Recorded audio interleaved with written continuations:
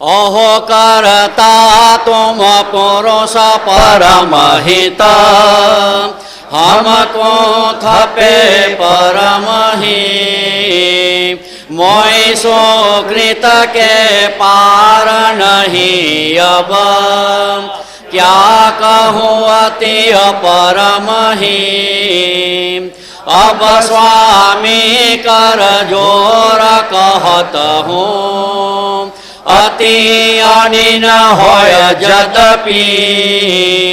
पूछ पूछ तुम कही होती पण, सूज परित नहीं तदपि। अब करुणा कर भयो सचेतन, पूर्ण मेर तुम देखी। सकल हम होशियार भयो अब, पूछत प्रेम विशेखी। હવે દિવ્ય પરમ ગુરુ કહે છે, અહો કરતા તુમ પુરુષ પરમ હિત. તમે પરમ પુરુષ છો, સૌનું હિત કરનારા છો, સૌનું કલ્યાણ કરનારા છો, અને એટલા માટે મને પરમ વિશેષ અંશ તરીકે સ્થાપિત કર્યો. હમકુ થપે પરમ હિ, આપે મને પરમ વિશેષ અંશ તરીકે સ્થાપ્યો. મોય સુકૃત કે પાર નહીં અબ, હવે મારા સુકૃતનો કોઈ પાર નથી. મારે કશું કરવાનું બાકી હવે રહેતું નથી. સત્કર્મ સુકૃત કેમ કરવાનું, કશું મેળવવાનું બાકી હોય તો મળી જાય. પછી ઘણા લોકો ઘણા વ્રત કરે છે ને, મારી વિશેષ કે બહેનો અમુક અમુક વ્રત કરતી હોય છે. હવે વ્રત કર્યા પછી મળી જાય, પછી વ્રત કરવાનું રહેતું નથી, પછી ગોટો વાળીને મૂકી દેવાનું. એટલે ગુરુ મહારાજ પણ કહે છે, મારે કશું વ્રત કરવાનું રહેતું નથી, હવે મારું સુકૃતનો પાર નથી. કહે છે ક્યાં કહું અતિ અપરમ હિ, અપરમ અપાર સુકૃત ભેગા થયા હોય એવું મને લાગે છે. કે જીવનનો છેલ્લો લક્ષ્ય કર્તાની પ્રાપ્તિ, કરુણેશની કૃપા, એ તો મારા જીવનમાં તમે આપી દીધી. તમે કહી દીધું હું તારા પર ખૂબ પ્રસન્ન છું, હું તારા હૃદયમાં આવીને વસ્યો છું, મને તું અતિ પ્રિય છું, જે પૂછવું એ પૂછ. હવે મારે શું મેળવવાનું બાકી રહ્યું? કે છે કે તમામ પ્રકારની સાધના માત્ર સર્જનહારના શરણમાં જવા માટેની છે. અને તો હું આપણા શરણમાં પહોંચી ગયો, એટલે મારો અપરંપાર સુકૃત છે, મારે મેળવવાનું કશું બાકી રહેતું નથી. અબ સ્વામી કર જોર કહત હું, અતિ અનિન હોય જદપી, અત્યંત અનિનતાપૂર્વક દાસાતન પૂર્વક હું આપણે કર જોડી હાથ જોડીને વિનંતી કરું છું. પૂછ પૂછ તું કહી હતી, પણ તમે જ્યારે મને પૂછ એમ કહ્યું હતું ને, તારે સૂજ પરિત નહીં તદપી, તારે મને કશી સૂજ નથી પડી. બને ને એવું? એટલી ખુશી, એટલી પ્રસન્નતા, એટલો ખુશ થઈ ગયો હતો કે હું મારું બધું જ ગમ ગતિ ભૂલી ગયો હતો કે હવે શું પૂછું. બને આવું? સ્વાભાવિક વાત છે કે આપે જ્યારે મને પૂછ કહ્યું, હું તારા પર પ્રસન્ન છું, તું સહેજ મર્યાદા રાખીશ નહીં, જે શંકાએ પૂછ. આવું જ્યારે મને કહ્યું ત્યારે મને ખુશીનો એટલો અપાર ખુશી થઈ, અપાર પ્રસન્નતા થઈ કે એ વખતે તો હું કશું પૂછવા માટે શક્તિમાન રહ્યો નહોતો. એ વખતે મારી બધી હું નિર્બળ બની ગયો હતો હર્ષથી, આપણી સામે ઊભો રહેવાની પણ તાકાત નહોતી. એટલે એ વખતે મેં કશું પૂછ્યું નહીં. પણ હવે મને થોડી શુદ્ધિ આવી કે હવે મારે કંઈક પૂછવું જોઈએ. તો અબ કરુણા કર ભયો સચેતન, હે કરુણા કર, હવે હું સચેત થયો છું. પૂર્ણ મહેર તુમ દેખી, તમારી પૂર્ણ મહેર મેં જોઈ, કૃપા જોઈને. સકલ હામ હોશિયાર ભયો, હવે મારી હિંમત ભેગી કરી. પ્રહલાદ કહે છે હું એકદમ એવી સ્થિતિમાં આવી ગયો હતો, મને કોઈ હિંમત જ નહોતી રહી. હવે મેં હિંમત ભેગી કરી, હોશિયારીથી પૂછત પ્રેમ વિશેખી, વિશેષ પ્રેમથી હું તમને પ્રશ્ન પૂછવા વિચારું છું. પ્રશ્ન પૂછવાનો મારા હૃદયમાં વિશેષ પ્રેમ પેદા થયો છે. હવે હું આપને પૂછું છું. હા, જેહી આગે અંકુરણ કી ગતા, કહી હોતી અપરમહી. તેહી કે તેહી મહી હવે પૂછન કી, મસરિત હોતે મરમહી. अब करुणेश कहो कृपादर, जे अंकुर कहे हूँ કોણ વાસ્તકે કરિત સમોહન અંકુર બીજ ઉદદયેવો અવનિતોયાકાશય ગણતત મારુત સહિત સકોઈ એ સબ જડ કે જડ જમ કે તમ ઉદભવ કરે ન કોઈ. પરમ ગુરુ કહે છે કે હે સર્જનહાર, મેં આગળ અંકુર વિશેની ચર્ચા કરી. જહી આગે અંકુર કી ગત કહી હુતી અપરમ હી. અંકુરની ગતિ અપરંપાર છે એવી જે વાત આગળ થઈ હતી એમાં વિશેષ જાણવાની મારી ઈચ્છા છે. તે કે તેહી મહી હવી પૂછન કી મસૃત હુતે મરમહી.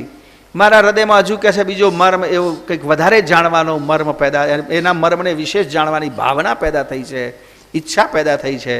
તો હવે હું વિશે આપણે પૂછું. તેહી મહી હવી પૂછન કી. એમ જ મારે કંઈક પૂછવું છે કે છે અંકુર વિશે જ મારે કંઈક પૂછવું છે કે અંકુરનું મિશ્રણ તમે શામાંથી બનાવ્યું, એ અંકુર શામાંથી તૈયાર કર્યો, એમાં શું ભેળવ્યું છે એ મારે જાણવું છે કે એ મર્મ મારે જાણવો છે કે અંકુરમાં શું શું પદાર્થ મૂક્યા છે કે જે ઉગ્યા છે. પ્રશ્નાર્થ. અંકુર જ્યારે એને બીજક હોય તો ધરતીનો સંજોગ થાય, અને જંગમનું બીજક હોય, બુંદ હોય તો માતાના ગર્ભનો સંજોગ થાય, અને તરત જે ઉદિત થાય છે તો એવું એમાં તમે શું મૂક્યું છે કે તરત એનો ઉદય થાય છે? એમાં શું મિશ્રણ કર્યું શકે છે? અબ કરુણેશ કહો કૃપાધર, જે અંકુર કહે હું કુન વસ્તુ કે કરત સમોહન. કઈ વસ્તુનું એમાં તમે મિશ્રણ કર્યું છે? અંકુર બીજ ઉદય હું, કે જેથી અંકુરનું બીજ ઉગવા મળે છે, બીજક ઉગે છે. અવની તોય આકાશ અગન તત મારુત સહિત સકોઈ. પૃથ્વી, પાણી, આકાશ, અગ્નિ, મારુત એટલે વાયુ, આ બધા તત્વો પણ આપના જ બનાવેલા છે અને સૃષ્ટિમાં જ્યાં ત્યાં પડ્યા છે. પણ એ સબ જડ કે જળ જમકે તમ, એ જેવા પડ્યા છે એવા જ પડ્યા છે. ન તો પૃથ્વી જો ઉગે, મોટું ઝાડ થાય તો બીજી બે ચાર પૃથ્વીઓ એને પણ લાગે તો આપણે અહીં કેટલી હોંકડ પડે છે, નહીં થાય? એ ઉગતી નથી. એ તત્વ એમને એમ કેમ પડ્યો છે કે છે એમાં ઉગવા પણ કેમ આવ્યું નથી? ઉદ્ભવ કરે ને કોઈ, એનો ઉદ્ભવ કેમ નથી થતો? એવું મને પૂછવાની ઈચ્છા જાગી છે. એવું પરમ કૃપાળુ ગુરુદેવ સર્જનહાને વિનંતી કરે છે. હા. ઓરોયંત સવિકલ્પ ઉપજાયિત ગુણ ગણ મેદ મચાઈ પાનયંકુર વિન ઉદેન હવી તવ વિવિધ ભાત તનતાઈ વિકલ્પ મેદ સકલ તન તન મે એક સજાત તનાઈ પુણ્યા તો ભવ ફરક ફરક તન અંકુર સે દરસાઈ દરસ પરસ કે કોણ ગણિત હૈ કહિત ઉદેહ વિન કી કોણ તંત કી કરિત તમનને અંકુર ગતિ ગવન કી. અંકુર કઈ રીતે ઉગે છે એ પ્રશ્ન પૂછે છે ગુરુદેવ. ઓર અંતસ વિકલ્પ ઉપજાયિત ગુણગણ મેદ મચાઈ. એ અંકુર જ્યારે પેદા થાય, એનો વિકાસ થાય, પછી એમાં પાછા બધા તત્વો આવે અને તત્વો પોતપોતાની ક્રિયાઓ કરતા શરૂ થઈ જાય છે. ગુણ એમનું પ્રક્રિયા કરે, ગણ એમનું કામ કરે, અંતસ્કરણ એમનું કામ કરે. જ્યાં સુધી અંકુર ઉદિત નથી થતું ત્યાં સુધી એમાં ભરેલો મસાલો કશું કામ કરતો નથી. ઓર અંતસ વિકલ્પ ઉપજાયિત ગુણગણ ભેદ મચાઈ. એ બધા એમની ધમાલ શરૂ કરી દે છે કે છે. પણ અંકુર બિન ઉદે ન હવિત, જ્યાં સુધી અંકુર ઉગે નહીં ત્યાં સુધી એમાં પૂરેલો કોઈ મસાલો કામ કરતો નથી. જ્યારે ઉદ્યું એની સાથે વૃક્ષ ઊભું થાય, ઉદિત થાય, તરત જ આની પ્રક્રિયા કેવી શરૂ થઈ જાય. જુઓ, વસંત ઋતુ આવે ને ફૂલ આવવા માંડે, પછી ફળ આવવા માંડે, ફળ લાગે, ફળથી લચપચ થઈ જાય, પાછા ફળ ખરી જાય, બધું કામ શરૂ થાય. જમીનમાંથી કસ ખેંચે, આ બધા એમના અંતસ્કરણો, એમની ક્રિયાઓ બધું શરૂ કરી દે છે. પણ એ અંકુર જ્યાં સુધી ઉગતું નથી ત્યાં સુધી કશું જ થતું નથી. તો વિવિધ ભાત તન તાઈ, અંકુર ઉગ્યા પછી એની વિવિધ ભાત દેખાય છે, એનું સૌંદર્ય બહાર આવે છે. જ્યાં સુધી અંકુર ઉદિત નથી થયું ત્યાં સુધી એમાં શું સૌંદર્ય ભરેલું છે, એમાં શું ભાત ભરેલી છે એની ખબર પડતી નથી. એવું કે અંતર ખબર, હા મોટો થાય ફળ આવે ત્યાં પછી ખબર પડે કે ઓ આ તો લંગડો છે, ઘોડી મૂકો એટલે ભાગી ના પડે એમ. તમે શું સમજ્યા? બહુ કેરી આવે તો ઘોડી મૂકવી પડે ને, ભાગી ના પડે એટલા માટે. પછી ખબર પડે એની સુગંધ નહીં, એના સ્વાદ નહીં. તો આ ઉગવાનું શું તમે એવું અંદર મૂક્યું છે તે ઉગવા મળે છે. અને પછી આ બધો નાટક દેખાય છે, આ બધો તમાશો હમણાં દેખાય છે, એના રંગ દેખાય છે, એનું રૂપ દેખાય છે, એનો સ્વાદ દેખાય છે, એની સુગંધી દેખાય છે. બાળક હોય તો એ બુંદમાંથી મોટું થયા પછી ખેલકૂદ કરે છે, હસે છે, રડે છે, મોટું થાય છે. આ બધા નાટક અંકુરમાં ઉગવા પણ તમે મૂક્યું છે એના કારણે છે. તો એ શાના વડે બનાવ્યું છે? હે સર્જનહાર મને સમજાવો કે છે. હા, વિકલ્પ મેદ સકલ તન તન મેં. વિકલ્પ મેદ સકલ તન તન મેં. દરેકે દરેક શરીરમાં જુદા જુદા વિકલ્પ મૂકેલા છે. પાછા એક સરખું નથી. એક સજાત તનાઈ, એક જ જાતિના વૃક્ષ હોય તો પણ તમે જુઓ, અને અનેક હોય તો એ ઉગવાપણાની ક્રિયા એ બધામાં તમે એક સાથે મૂકી છે. અને એના કારણે બધું જ દેખાય છે, બધું જ નાટક, બધા જ તત્વોનું ક્રિયાવંત થાય છે. પુનિ આ તો ભવ ફરક ફરન કન અંકુર સે દર્શાઈ. એટલે ભવની અંદર જ્યારે અંકુર બહાર આવે ત્યારે એમાં જે જે ફરક છે દેખાય એક સરખું. માનો કે એક અંકુર લીધું તમે તો એક દેખાય, પણ જ્યારે ઉદિત થાય ત્યારે એમાં બધો ફરક આપણને ખબર પડે કે આ ગુલાબને તો લાલ ફૂલ આવ્યું, આને તો સફેદ ફૂલ આવ્યું, આની સુગંધ આવી છે. ફળ છે તો ફળમાં ફેર પડે. દરેકમાં જુદું જુદું ઉત્પન્ન થયેલું દર્શમાન થાય છે. તો આ અંકુરની શું ગતિ છે એ સમજાવો. દરસ પરસ કી કુણ ગણિત હૈ કહી ઉદય હવેન કી. આ એના જે દર્શન સ્પર્શન થઈને અમને જે ભેદભાવ જોવા મળે છે, દર્શન કરતો, સ્પર્શન કરતો, જોતો અને સ્પર્શતો, એમાં ભિન્ન ભિન્ન કરવાની જે શક્તિ જે છે એ શક્તિ તમે કઈ રીતે મૂકી છે, એનામાં ક્યાંથી મૂકી છે એ મારે જોવી છે. કુન તંત કી કરીત તમન મેં અંકુર ગતિ ગવન મેં. કયા તત્વથી તમે અંકુર બનાવ્યું છે કે જેથી એ તત્વમાં એ શક્તિ ગઈ અને એનું આવું સ્વરૂપ સૃષ્ટિમાં બન્યું. હા, જે તને બરકી જ્ઞાન ગુંજ ગમ અનુરાણીએ રગ રગહી તેહી સકલ કુલ કરિત નિરાકરણ અંકુર પોચન પગહી તેહી માટે પરિપીછત મન કો એહી વિતકીએ કેહુન સે નહીં ન લહતા ઉતકેલ જેહુન કી યહા મત રહી મોઈ મુન સે અબ કરુણે સકહત કરુણા કર સુન મોઈ અંશ પરમહી અતિ અગોપ ગુપ્ત ગત કી ગમ તે તોય બુજે મરમહી. પરમ ગુરુ કરુણાસાગર કહે છે કે જગતમાં જેતને ભર જ્ઞાન ગુંજી ગમ અણુ રણીએ રગ રગહી. સંસારમાં જેટલા તત્વો છે, આપણી જેટલી પ્રકારની રચના છે, અણુને રગે રગની માહિતી મારી પાસે છે. એ બધા વિશે હું જાણું છું કે રગ રગનું વર્ણન મેં કર્યું છે. તે સકલ કુલ કરીત નિરાકરણ. એ બધાનો નિર્ણય મેં. બ્રહ્મ શું છે, સગુણ શું છે, નિર્ગુણ શું છે, દેવો શું છે, પૃથ્વી તત્વની શું શક્તિ છે, આકાશ તત્વની શું છે, 84 તત્વો શું છે, કયા કયા તત્વ આ શરીરમાં શું કાર્ય કરે છે,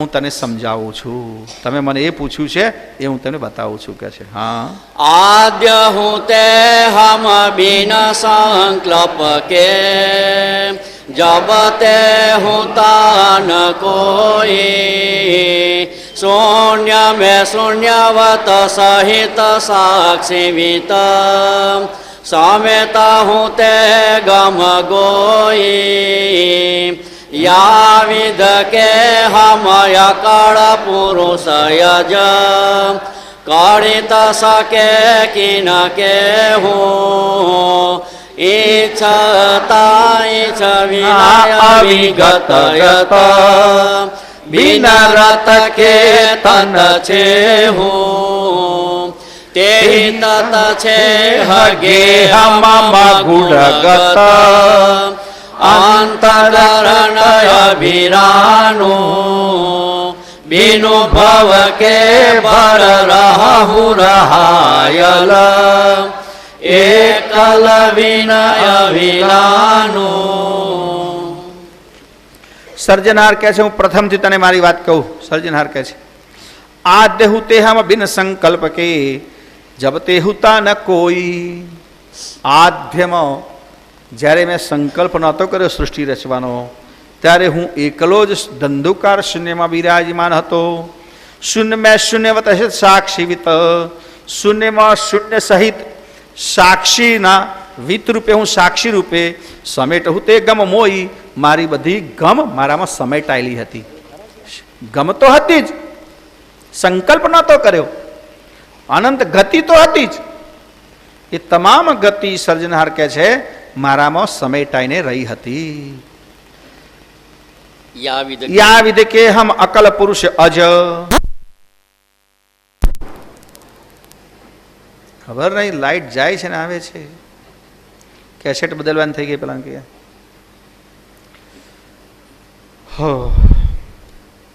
યા વિદ કે હમ અકલ પુરુષ અજ કડિત શકે કીનું કેહું.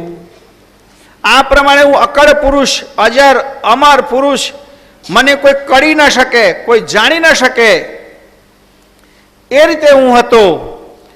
ઈચ્છતા ઈચ્છ વિના અવિગત અત હું કોઈ પણ પ્રકારની ઈચ્છાથી રહિત હતો, અવિગત સ્વરૂપે હતો.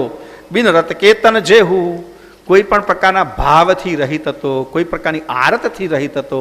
મને કોઈ આરત હતી નહીં. ધંધુકાર શૂન્યમાં હું એકલો જ બિરાજમાન હતો. મને કોઈ ભાવ નહોતો, કોઈ આરત નહોતી, કોઈ ઈચ્છા નહોતી, કોઈ સંકલ્પ નહોતો. તે તન છેહ ગેહ મમ ગુડ ગત અંતકરણ અભિરાનું. અને એવા સ્વરૂપમાં ગૂઢ ગમ દ્વારા મારી ગુહ્ય ગતિ, મારી ગૂઢ ગતિ મારામાં નિરંતર હતી.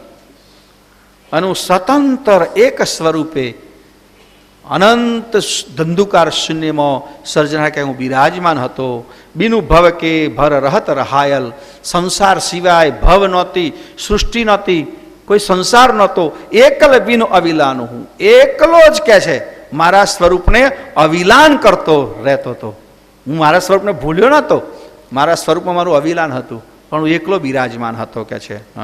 તેહી એકલ અવિલાન વિહુન સે પ્રથમ હવિત ઉપજનહી તેહી ઉપજનયનું કર્મ વિનાશુજ સપુરિત સે જય ફળહી અચિતય મોહન સે ઉપજન જના નિજ ચિતવન વિનસોઈ પણ મોય છે કસહિરતે સરજિત કરિત નહીં કિનું કોઈ યો યજમાલ આદ્ય સે ઉપનિત ઉપજન હવિત સવે જો જો કોઈ પુરુષ અચાનક નિંદશે જાગ્રત હવે સહેજો. તેહી એકલ અવિલાન વિહુનસે પ્રથમ હવિત ઉપજણહી. જ્યારે હું એકલો જ હતો, કોઈ પણ પ્રકારનું મારા મનમાં ચિંતન નહોતું, સૃષ્ટિનું કે સંકલ્પનું કોઈ અવિલાનપણું નહોતું મારામાં કે છે. પ્રથમ હવિત ઉપજણહી ત્યારે મને સૌથી પહેલા ઉપજણ પેદા થઈ. ધંધુકાર શૂન્યમાં હું મારા સ્વરૂપનું અવિલાન કરતો, કોઈ પણ પ્રકારના સંકલ્પ વિકલ્પ સર્જન અને વિકલ્પ તો ના હોય, સંકલ્પ જ હોય, વિના સંકલ્પે હું બિરાજમાન હતો. મારી જાણમાં મસ્ત હતો, પણ તે વખતે મને ઉપજણ પેદા થઈ. સૃષ્ટિ ઉપજાવવી છે એવો ભાવ પેદા થયો. તેહી ઉપજણ અનુક્રમ વિના સુજ સફુરિત સહેજ અફળ નહીં. અને એ ઉપજણ આપોઆપ પેદા થઈ, એનું કોઈ કારણ નહીં, કે એનો કોઈ અનુક્રમ નહીં, એવો કોઈ ટાઈમ નથી કે આટલા કલ્પ જાય પછી સર્જન ઉપજણ પેદા થાય પછી લય થાય. ના, આપોઆપ કોઈ કારણ વગર, કોઈ ક્રમ વગર સર્જન કે સૌ પ્રથમ મને ઉપજણ પેદા થઈ. અને એના માટે કોઈ પણ પ્રકારનો અનુક્રમ નથી, કોઈ પણ પ્રકારનું કારણ નથી. અને કારણ અનુક્રમ સિવાય કોઈ ફળની ઈચ્છા વગર મારામાં કર્તૃત્વનો ભાવ પેદા થયો કે મારે સૃષ્ટિ રચવી છે. એને નામ આપ્યું છે ઉપજણ. ઉપજણ શબ્દ એના માટે વાપર્યો છે. બહુ જગ્યાએ કર્તાને પહેલાં ઉપજણ પેદા થઈ, સૃષ્ટિ પેદા કરવી છે. એક કોડ વર્ડ બનાવી દીધો ઉપજણનો. બીજો કોઈ શબ્દ એના માટે બરાબર યોગ્ય નહીં લાગ્યો હોય, કે ઘણા શબ્દો એવા છે કે ડિક્શનરીમાં ના હોય, શબ્દકોશમાં ના હોય, પણ એ વ્યક્ત નિર્વાણ પદ જ્યાં વાણી પહોંચતી નથી, પણ નિર્વાણ પદને વાણી સમજવા માટે કોઈને કોઈ શબ્દ તો શોધવા પડે. અને ઘણી વખત ઘણા શબ્દો અર્થને માટે પર્યાપ્ત નથી. કર્તાને ઉપજણ પેદા થઈ જરા વિચિત્ર શબ્દ લાગે છે આપણને. ભાવ પેદા થયો શબ્દ નથી વાપર્યો. કેમ? કે ભાવ તો અંતસ્કરણને પેદા થાય, અને હૃદય સર્જનહાર તો અંતસ્કરણ રહિત છે. ઈચ્છા પેદા થઈ એમ શબ્દ નથી વાપર્યો, કારણ કે ઈચ્છા તો મનનો વિષય છે. સર્જનહાર અંતસ્કરણ રહિત છે. હું ઘણી વખત કહું છું કે દિવ્ય પરમગુરુએ કેટલાક શબ્દો વાપરે છે, એમાં વ્યાકરણને બહુ ધ્યાનમાં રાખ્યું છે કે શબ્દનો કોઈ અર્થ અનર્થ ના કરે, એના માટે કોઈ પ્રતિવાદ ઊભો ના કરે. એટલા માટે એવા શબ્દો વાપર્યા છે. ઈચ્છા શબ્દ વાપર્યો હોત, ભાવ શબ્દ વાપર્યો હોત, ઉપજણ શબ્દ કેમ વાપર્યો? તો ઈચ્છા ને ભાવ શબ્દ વાપરવામાં આવે તેમ કે ઈચ્છા તો કોને થાય? જેને અંતસ્કરણ હોય તેને. ભાવ કોને થાય? જેનામાં અંતસ્કરણ હોય તેને. સર્જનહારને અંતસ્કરણ નથી, ઇન્દ્રિય નથી, તો ભાવ અને ઈચ્છા કઈ રીતે પેદા થાય? એટલે એના માટે શબ્દ શબ્દ ઉપજણ પેદા થઈ. આપણે કહી શકીએ કે ભાવ પેદા થયો, કારણ કે આપણે માટે બીજો કોઈ શબ્દ સૃષ્ટિ રચવાનો ભાવ પેદા થયો. પણ ભાવ પેદા થાય એને અભાવે થાય ને. સર્જનહારમાં એક લક્ષ્ય છે, સંકલ્પ છે પણ વિકલ્પ નથી. જ્યારે ભાવ અંતસ્કરણનો નિયમ કેવો છે? જન્મે છે એટલે મરે છે. સર્જનહાર જન્મતા નથી માટે મરતા નથી. એટલે એમને ભાવ પેદા નથી થતો માટે અભાવ પેદા નથી થતો.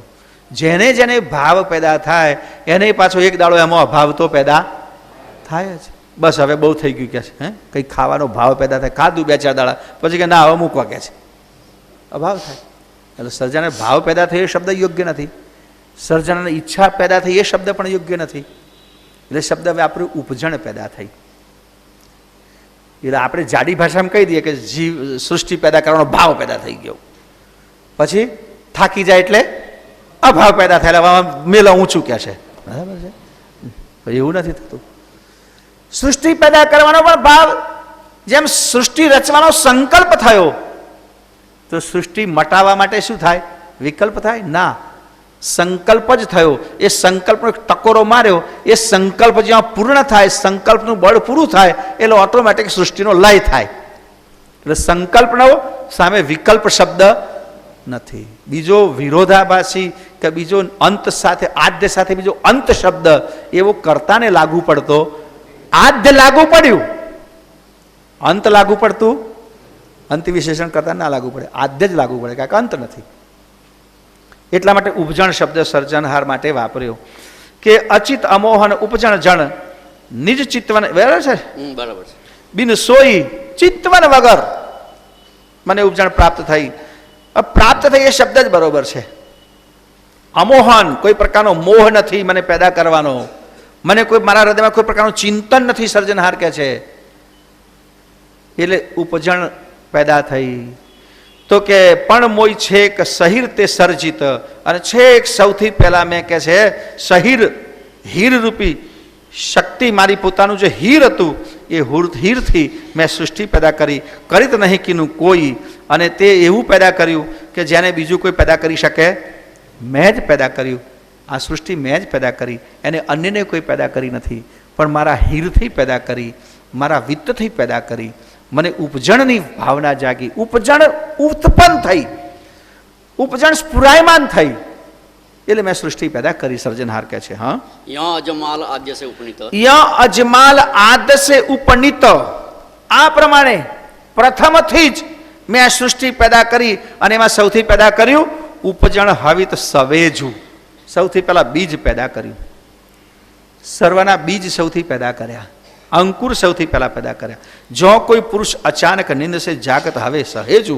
જેમ કોઈ માણસ નિંદમાંથી ઉઠે, ઊંઘમાંથી જાગ્રત થાય, માણસ ઊંઘે છે તો ઊંઘમાંથી જાગવા માટે વિચાર ના કરવો પડે કે હું જાગું, એમ સફુરો જાગી જાય. બેઠા થવાનો વિચાર કરે કે હવે બેઠો થયું કે ના થવું, એ પણ ઊંઘ પૂરી થવાનો, ઊંઘ તૂટવાની જે પ્રક્રિયા છે એ ઊંઘતા માણસને જાગવાનો સંકલ્પ કરવો પડતો નથી. એકદમ આપોઆપ એની ઊંઘ પૂરી થાય. એમ સર્જનહાર કહે છે કે મને આપોઆપ ઉપજણનો સંકલ્પ પેદા થયો. હા, તેન કો ઈચ્છા ન હોતી જગન કી, બિન ઈચ્છા અનુસરીએ, ત્યોય અકસ્માત હમહીન સે, ઉપજ હવે અનુકરીએ. હમય જમાલ હું તે અવિગત પદ, સબકી આદ્ય કલહી, સ્રષ્ટ રચન કી અગમય ગૃતવ, ઉપજન હવે અમલહી.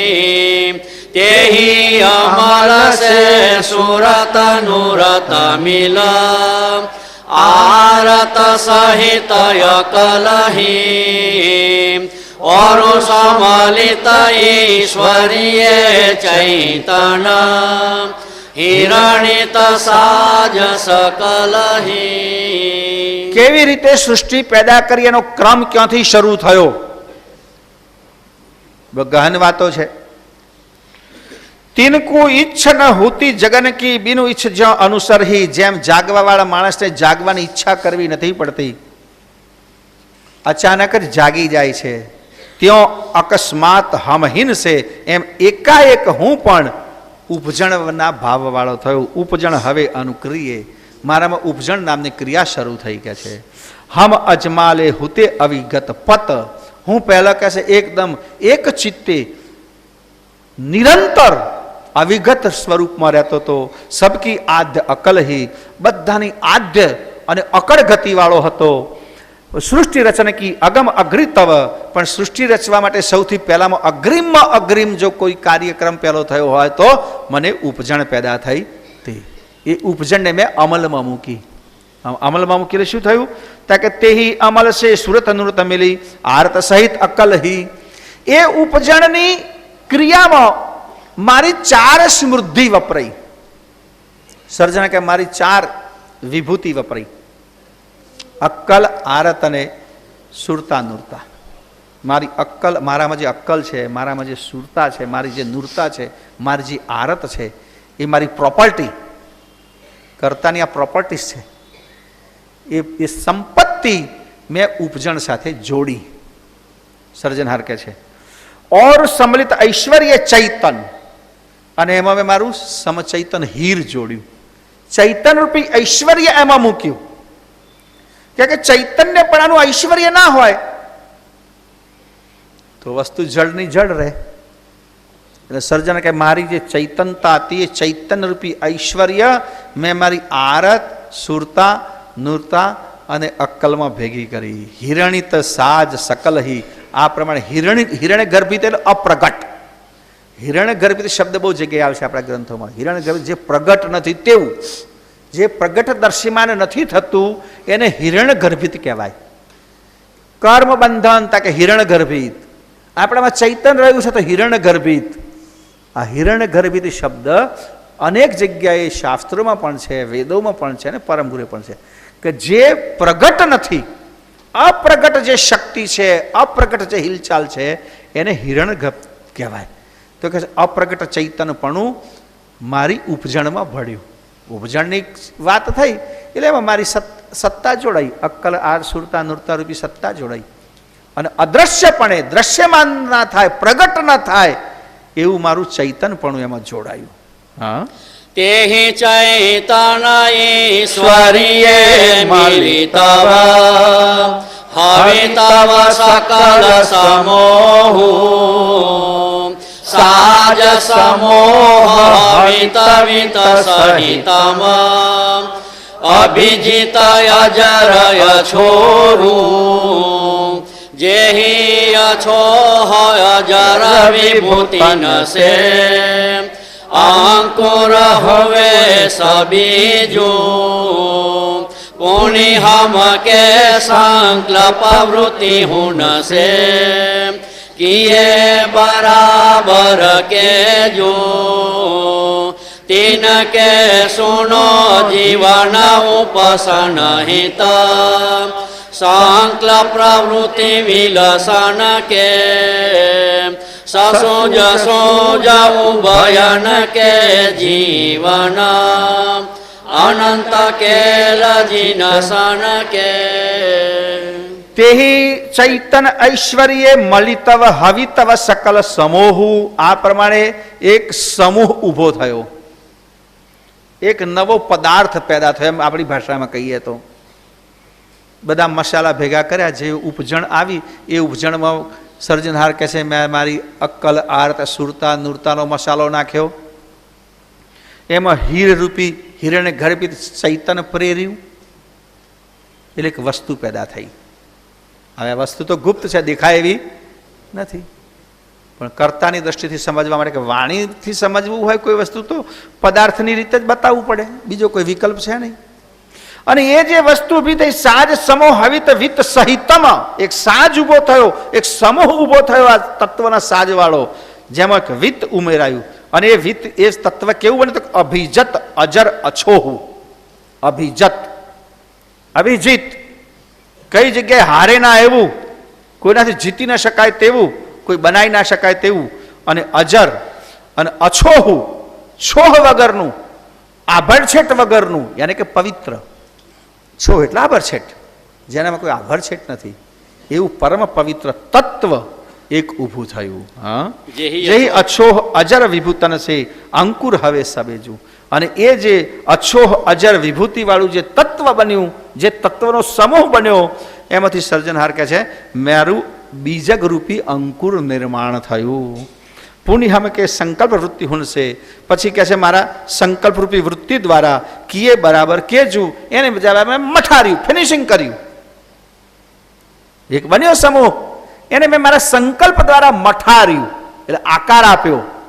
એ જે સમૂહ થયો અક્કલ આરત સુરતા નૂરતા અને સર્જનાનું હિરણ્ય ગર્ભિત ચૈતન, એ ભેગું મળવાથી જે મસાલો તૈયાર થયો એમાંથી મેં સંકલ્પ દ્વારા 84 લાખ પ્રકારની જુદી જુદી ડિઝાઇન બનાવી, જુદા જુદા નકશા બનાવ્યા. આમાંથી એક મટીરિયલ લઈ અને કોઈ હાથી બનાવ્યો, એમાંથી થોડું મટીરિયલ લઈને સિંહ બનાવ્યો, એમાંથી થોડું મટીરિયલ લઈને વાઘ બનાવ્યો, એમાંથી થોડું મટીરિયલ લઈને ઝાડ બનાવ્યું. આ પ્રમાણે બધા જુદા જુદા 84 લાખ પ્રકારના નકશા તૈયાર કર્યા, બીજક તૈયાર કરી દીધા. સર્જનહાર કહે છે હવે આ બધી વસ્તુઓ ઉમેરી આવી શા માટે, એનાથી શું ફાયદો થાય છે એ વાત આગળ સાંભળીએ.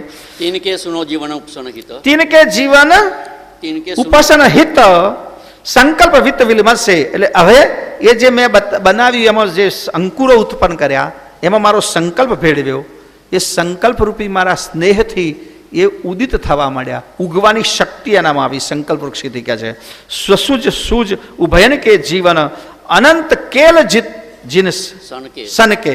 પછી એમાં શક્તિ પેદા થઈ છે ત્યાં કે ઉગવાની, સસુજ ઉગવાપણું આવ્યું, એને જીવન મળ્યું, અને અનંત કેલ સુધી, અનંત કલ્પ સુધી એ ઉગ્યા કરે, જીવ્યા કરે એવી શક્તિ સર્જનહાર કે મેં એમાં પ્રગટ કરી. હા, और सहेय हेत पुनः समरति એહી ઉપસન અનુકર્મ હિ જીવન સહિત લિંગ સહિતમ ગમ કહિત દોહુણ કે મરમો એહી દોહુણ કે હવિત સમેલન અંકુર કિયે મજુતહિ પનયાગમ ઉપજન વિતપન કી जिनके ले विभूत ही और उपजन में सुरत अनुरत होता सकल सहित आरत ही तेनु समलित की सोजन रद के अंकुर सजित सारत ही और સહીર હેત પુનઃ સમરિત સર્જનહાર કહે છે મારું હેત મારો પ્રેમ પણ એમાં આવ્યો, મારા સંકલ્પની શક્તિ આવી, એ ઉપસન અનુકર્મો અને એ પ્રમાણે અનુક્રમ પ્રમાણે મેં અંકુરને તૈયાર કર્યું. જીવન સહિત લિંગ સહિતમ ગમ અને એમાં પછી બધું જ ભળી દીધું. એની લિંગ એટલે બે લિંગ બનાવ્યા, એમાં એક સ્ત્રી લિંગ પણ થયું, પુલ્લિંગ પણ બન્યું. વળી એનામાં ભાવ પણ ઊભો થયો, ઉગવાની ભાવના, એ પણ એક પ્રકારની લિંગ કહેવાય. એક જેને ઈચ્છા અંકુર બનાવ્યું પછી એને સૃષ્ટિમાં પોંગડવાની ઈચ્છા પેદા થઈ, એની વાસના પેદા થઈ, એવો ભાવ મેં એનામાં જોડ્યો કે છે જીવન સહિત લિંગ સહિતમ ગમ કહિત દોયું કે મરમું. એટલે એમાં જે મેં બે વસ્તુ મૂકી, એક મારી સંકલ્પ શક્તિ અને બીજું જીવનપણું, ઉગવાપણું. એ બે વસ્તુ બેનો મર્મ હવે હું તમને સમજાવું છું, એ તમે સાંભળો કે છે એહી દોહુન કે હવિત સંમેલન અંકુર કે મજબૂતી. ઉગવાપણાનો ભાવ એનામાં એક ગતિ ભરી કે ઉગે, અને એના માટે મારી સંકલ્પ શક્તિ મૂકી, મારી સંકલ્પ સ્મૃદ્ધિ મૂકી. આ બે વસ્તુ મૂકવાથી એનામાં ઉગવાપણાનો ભાવ અંકુર કે મજબૂતી, ઉગવા માટે એને મજબૂત બનાવ્યું, ફળવા માટે મજબૂત બનાવ્યું, એને મજબૂતી પ્રદાન કરી, શક્તિ પ્રદાન કરી. સર્જનહાર કહે છે મારા સંકલ્પ શક્તિથી કે જેથી એ ઉગી શકે.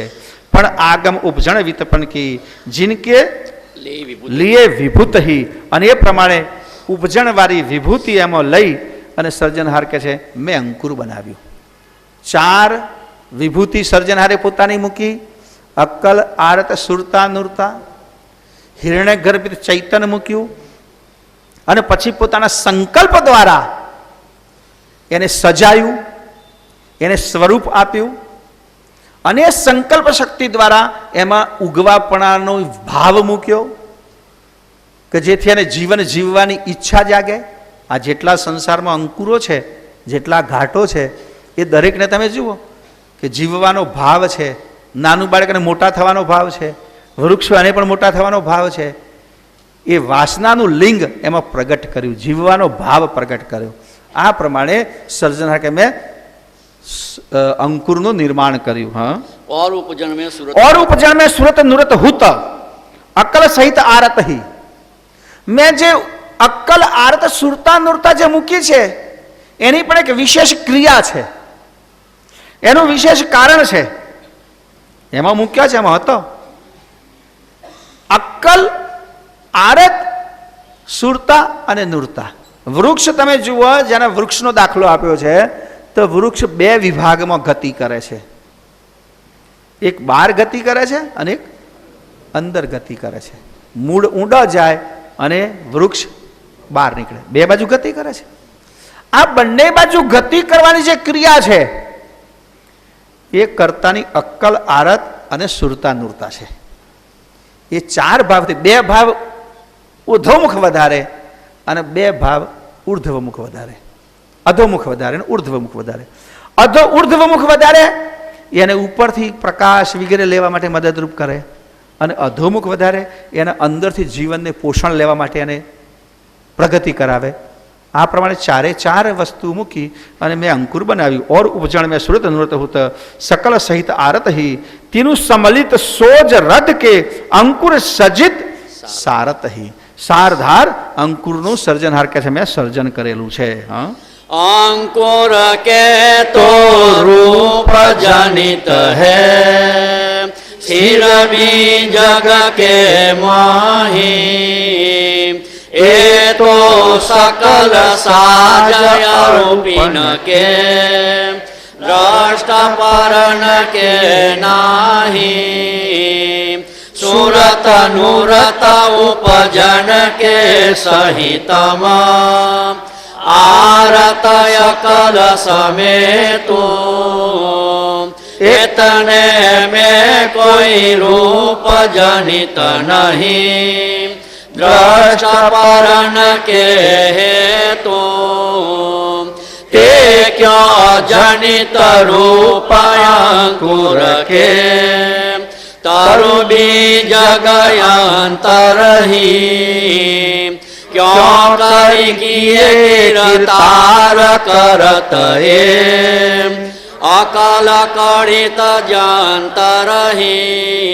દિવ્ય પરમ ગુરુ કહે છે કે આપે બધી વાત તો બતાવી કે અંકુરમાં આરથ મૂકી, સુરતાનું મૂકી, અક્કલ મૂકી, મારું ચૈતનપણું શ્રેષ્ઠ અંદર સજ મૂક્યું અને એ પ્રમાણે અંકુરનું નિર્માણ કર્યું અને મારા શુદ્ધ સંકલ્પ દ્વારા એને 84 લાખ ભાગોમાં વહેંચ્યું અને વહેંચતાની સાથે એનામાં જીવવાપણું, ઉગવાપણું આ બધો ભાવ મૂક્યો. પણ ગુરુ મહારાજ કહે છે અંકુર કે તો રૂપ જનિત હૈ સ્થિર બીજક મેં માહી. અમે જ્યારે બીજક કોઈ હાથમાં આવે તો જોઈએ તોડીને તો એમાં અંકુર તો દેખાય છે અમને કહે છે. તમે જોજો કોઈ પણ બીજ તમે લો તો આજુબાજુ જે છે તેનો ખોરાક છે, એને ઉગવાની તો એક સામાન્ય અંકુર છે.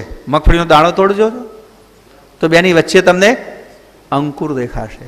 તો બાકીનો બધો પદાર્થ શું છે એ જ્યારે જમીનમાં પડે ત્યારે સૌથી પહેલાં એને ઉગવા માટેનો જે તાત્કાલિક ખોરાક જોઈએ એ એમાંથી મળી શકે. કોઈક મોટું વૃક્ષ હોય એમાં ઘણી વસ્તુ મોટી મૂકેલી હોય તો કે છે અંકુર તો અમને દેખાય છે પણ એ તો સકલ સાજ અરૂપ ને કે દ્રષ્ટ પરણ કે ના, પણ મહી તમે જે અક્કલ, આરસ, સુરતા, નુરતા આ બધું મૂક્યું છે એ અમને દેખાતું નથી. તો એ કઈ જગ્યાએ મૂક્યું છે, એનો શું ઉપયોગ છે? સુરત નૃત ઉપજન સહિતમ આર્ત અક્કલ સમેતું એતને મેં કોઈ રૂપ જનિત નહીં. એ તો કોઈ જગ્યાએ દેખાતા જ નથી અમને, કારણ કે એનું તો રૂપ નથી. સુરતા નૃત અક્કલ આર્ત રૂપ નહીં, દ્રષ્ટ પરણ કે હેતુ તો અમને દેખાતો નથી. જો રૂપવાળો હોય તો અમે જુદા પાડીએ કે આ અક્કલ છે, આરત છે, આ નૂરતા છે, આ સુરતા છે, એ અમને દ્રશ્યમાન થતો નથી. તે ક્યાં જનિત રૂપ અંકુર કે તરુ બીજક અંતરહી, એ અમને કઈ રીતે ખબર પડે કે આમાં 4 વસ્તુ તમે મૂકેલી છે, બીજકના અંતરમાં વસ્તુ છે એવી ખબર કઈ રીતે પડે? ક્યાં કરી કે કીર્તાર કરત એ અકલ કલિત જંતરહી. તમે આ બધી વસ્તુ કેવી રીતે કરી કે છે? એ અંકુરમાં તમે કઈ રીતે બધું ભેળવ્યું? કરી ન શકાય એવી ગતિ તમે કેમ કેમ બનાવી એ અમને બતાવો. 135 સોણમોહી અંશ કહત કરુણા કર દે દ્રષ્ટાંત પરમહી જીન સે સમજ પડે સર્વજ્ઞિત જે ગુંજન્યાન મરમહી જો મારુત પર કિરણયરક કી સહિત રજો ગુણ પરહી પવન રજો ગુણ ઉભય રૂપ કે આબ્ર સ્વરૂપ તન દરહી પથ્થર દાર કે અગ્નિય રૂપથી જો નહીં કરતા જાસા ગ્રસન શક્તિ જે મોય રૂપ મિલન સે દરિત તેજ પ્રકાશા.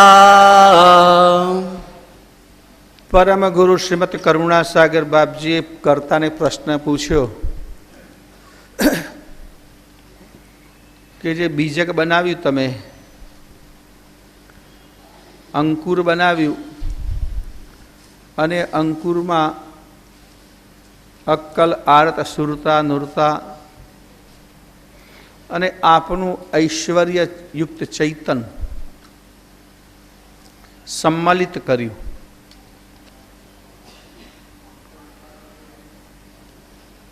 પણ એ બધું તો અદ્રશ્ય વસ્તુઓ છે, નિરાકાર વસ્તુઓ છે. એમાંથી આ સાકાર સ્વરૂપ અંકુરનું કઈ રીતે બન્યું? અક્કલ દેખાતી નથી, આર્થ દેખાતી નથી, સુરતા દેખાતી નથી, નુરતા દેખાતી નથી. આપણે હિરણ્ય ગર્ભિત ચૈતન એમાં મિશ્રિત કર્યું છે, દેખાતું નથી. તેણે અરૂપમાંથી આ તત્વો રૂપવાળા કઈ રીતે બન્યા? આમ તો આના પરથી આખો પ્રશ્ન ઉકલી જાય છે કે અરૂપ કરતાંય રૂપવાળી સૃષ્ટિ કઈ રીતે બનાવી? સર્જનાર અરૂપી છે, સૃષ્ટિ બધી બહુરૂપી છે, જાત જાતની છે ને, બધાના રૂપ અલગ અલગ. તો અરૂપ સર્જનારે બહુરૂપ સૃષ્ટિ બનાવી, એ કઈ રીતે બની? તો સર્જનાર કહે છે કે સાધારણ વાત છે, સંસારમાં એવી ઘણી વસ્તુઓ છે કે બે અરૂપ અરૂપ વસ્તુ ભેગી થાય એમાંથી રૂપવાળી વસ્તુ બને. એનું દ્રષ્ટાંત આપે છે. સુનમોય અંશ કહત કરુણા કર દે દ્રષ્ટાંત પરમહી जिनसे समझ પડે સર્વજ્ઞિત. બે શ્રેષ્ઠ દ્રષ્ટાંત આપીને કહું છું જેનાથી તમને સમજ પડશે. જે ગુંજ જ્ઞાન મરમહી, જે જ્ઞાન તમારા મનમાં ગુંજશે એનો મર્મ. ગુંજવાનો મતલબ એ છે કે તમે 3 દિવસથી જ્ઞાન સાંભળો છો એટલે મનમાં ગુંજે છે. કમસે કમ અહીં 3 દિવસ રહેતો ત્યાં સુધી તો ગુંજે છે. જો આમાં ધ્યાન રાખો તો જે તમારા કેટલા શ્રોતા એવા છે કે પટ ઊભું થઈને ચોપડી બંધ થેલીને ગાલી હેંડ્યા, પછી પાછા અહીં આવે તારે. પણ કેટલા એવા છે સતત જોવે છે, વિચારે છે. હું તો બધાને કહું છું કે તમે શિબિરમાં આવો ત્યારે કમસે કમ વાંચીને આવો. અગાઉથી આપણે એટલા માટે જાહેર કરીએ છીએ. અને અહીંયા આવતા પહેલાં થોડું નજર કરી લો તો સાંભળવાની બહુ મજા આવશે, સમજવાની બહુ મજા આવશે. સાંભળવાની મજા કરતાં મહત્વનું છે સમજવાનું. આપણા ગ્રંથમાં સાંભળવા કરતાં સમજવાનું વધારે છે. રામાયણ, મહાભારત, ભાગવત સાંભળો તો સમજવા કરતો સાંભળવાનું વધારે છે. અહીંયા સાંભળવા કરતાં સમજવાનું મહત્વ છે. એટલે આની સાથે તમે જેટલા ઓતપ્રોત રહો એટલું તમારા હૃદયમાં ગુંજતું રહે જ્ઞાન. છે ને ઘણી વસ્તુ એવી છે કે તમે ટકોરો મારો એટલે બસ પતી ગયું, એથી વધારે ગુંજે નહીં. કેટલાક વસ્તુ એવી છે કે તમે ઘંટક જેવી વસ્તુને આમ ટકોરો મારો તો ગુંજતો રહે. એના આંદોલનો ઘણી વાર સુધી ગુંજ નીકળે. બાકી પથ્થરો પછાડો તો એમાં ગુંજ ના આવે. એક વાર ઠક બોલે એટલું જ, જેમ આપણે બધા બોલીએ છીએ ઠક. પણ જ્ઞાનની ગુંજ પહોંચવી જોઈએ. અમારા ગુરુજીની નિષ્ઠામાં ઘણા લોકોને ગુંજ 2-3 મહિના સુધી પહોંચે છે. તેની તે વસ્તુ યાદ આવે, તેની તે વસ્તુ સાંભળે, તેની તે વાત તમે બીજા કોઈને કરો. ભાઈ ગ્રંથ શિબિરમાં ગયા, વિશ્વભર વિધ્વંસ નિધિ સાંભળ્યો, પરમગુરુએ શું કેટલું જ્ઞાન કથ્યું છે, કેટલું અદ્ભુત જ્ઞાન છે. એની ગુંજ આપણામાં રહેવી જોઈએ. અહીંયા સર્જનાર એમ કહે છે કે હું તને જે જ્ઞાન સંભળાવું એ જ્ઞાનના મર્મની ગુંજ તારામાં રહેશે, એટલે કાયમ ભૂલાય નહીં.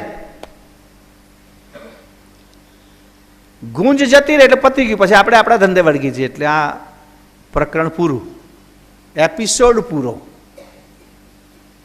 ફરી પાછું જ્યારે 2-4-5 મહિને એપિસોડ પાછો ખુલશે ત્યારે આપણે આવીશું. પણ ના, ગુંજ રહેવી જોઈએ એની.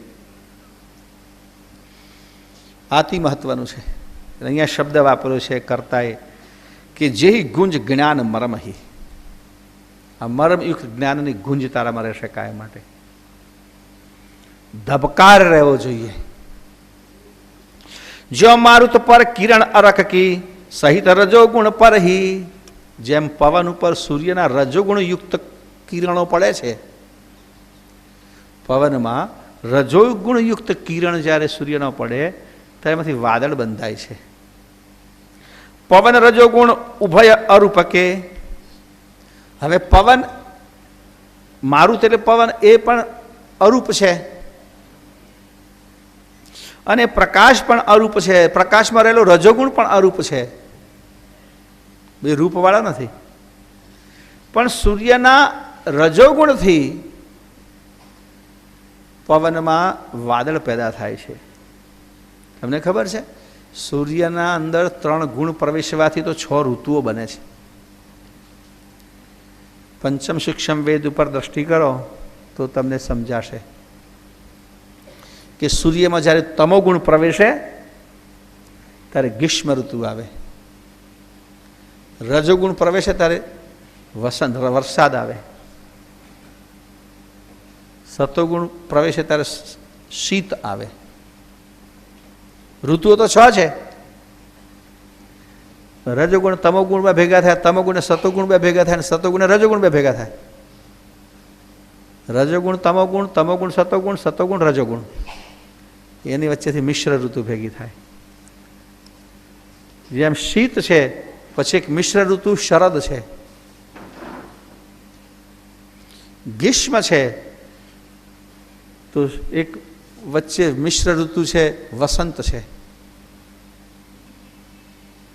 તો આ પ્રમાણે સૂર્યમાં 3 ગુણ વારાફરતી પ્રવર્તમાન કરે, મિશ્ર થઈને અને એકલા, ત્યારે આખી સૃષ્ટિમાં એક પ્રકારનું વાતાવરણ બને છે. અને તમે જોજો, વનસ્પતિ વરસાદથી જ મોટી થાય છે, વરસાદ જ ફૂટે છે એવું નથી. હો, વાતાવરણથી ફૂટે છે. આંબાને નવા પાન વરસાદમાં ના આવે, વસંતમાં જ આવે.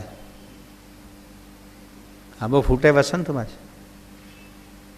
અરે કેટલી એવી વનસ્પતિ છે કે વરસાદ આવવાનો થાય, પુષ્કળ ગરમી પડતી હોય, તારાના અંકુર જમીનથી બહાર નીકળવાના શરૂ થઈ જાય.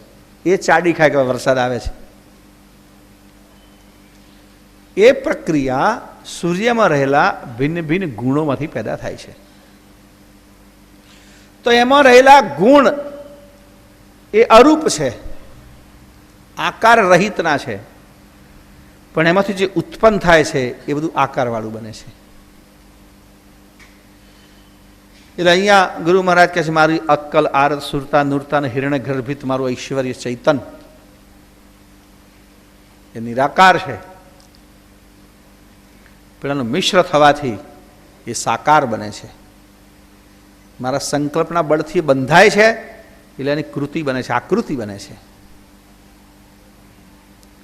તો અહીંયા એ વાત કરે, જ્યો મારુત પર કિરણ અરખ કી સહિત રજોગુણ પર હી પવન રજોગુણ ઉભય અરૂપ કે આમ્ર સ્વરૂપ તન ધરહી. વાદળનું સ્વરૂપ બને. વાદળ દેખાય છે, વાદળ દેખાય છે. તમે જુઓ, બધા વાદળ પાણીવાળા નથી હોતા. ગઈકાલે મેં પ્લેનની વાત કરી, તમે ઉપરથી જાઓ તો વાદળ દેખાય. તો વાદળમાંથી તમારે પ્લેન જતું હોય તો તમને ખબર પડે. બારીથી બધા ધુમાડા જતા હોય, આમ પાસ થાય એટલે ખબર પડે આપણને કે વાદળમાંથી પાસ થયું પ્લેન. પણ આમ જોવા જોઈએ તો એનો આકાર દેખાય છે. અરૂપમાંથી બન્યું રૂપ આ રીતે. હા, પથ્થરદાર કે અગ્નિ અરૂપથી જ્યો નહીં કરિત ઉજાસા. જેમ પથ્થર અને દાર એટલે લાકડું, કાષ્ઠ. મહદ અગ્નિ બધામાં વ્યાપેલો છે, દેખાતો નથી. લાકડામાં અગ્નિ છે, પથ્થરમાં અગ્નિ છે, પણ દેખાતો નહીં. જ્યો નહીં કરહી ઉજાસા, એ પ્રકાશિત નથી થતો. પણ પથ્થર ને લાકડું ઘર્ષણ થાય તો એની અંદર રહેલો અરૂપ અગ્નિ એ રૂપવાળો થઈને બહાર પ્રગટ થાય છે. રૂપવાળો પ્રગટ, અરૂપ અગ્નિ રૂપવાળો પ્રગટ થાય છે. અંદર છે પણ દેખાતો નથી. ધરિત તેજ પ્રકાશુ, રૂપવાળો દેખાય છે, અને એનો પ્રકાશ પણ દેખાય છે.